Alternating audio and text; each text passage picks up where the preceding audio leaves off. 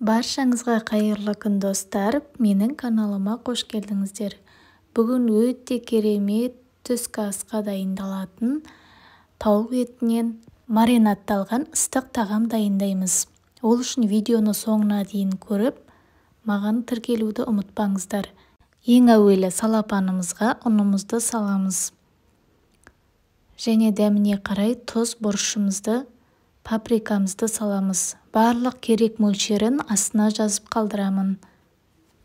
Тауық етімізді бөліктерге бөліп дайындап аламыз. Одан оны дайын болған салапанымызға саламыз. Барлығын салып шығамыз. Жақсылап тұрып араластырып аламыз. Табамызға майымызды құйып, кішкене молырақтау құямыз. Және үстіне дайын болған тауық етімізді салып шығамыз.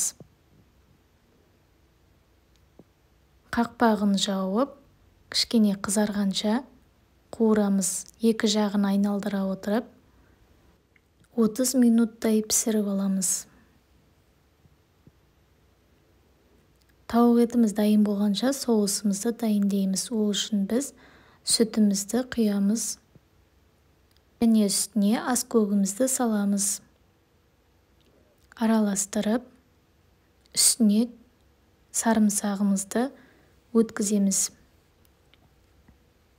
Дәміне қарай 1-2 сарымсақ саламыз. Және піскен тауық етіміздің үстіне құйып жібереміз 30 минуттан кейін. Қақпағын жауып, кішкене 10 минутқа астын бұқтырамыз. Біздің тамағымыз дайын болды. Өте дәмді болып шығады. Міндетті түрде жасап көріңіздер. Және видеоны толығымен көрген болсаңыздар, маған лайк басып, комментарий жазып қалдыруды ұмытпаңыздар. Және маған тіркелуді ұмытпаңыздар. Тағы да осындай керемет рецепттермен бөлісетін боламын.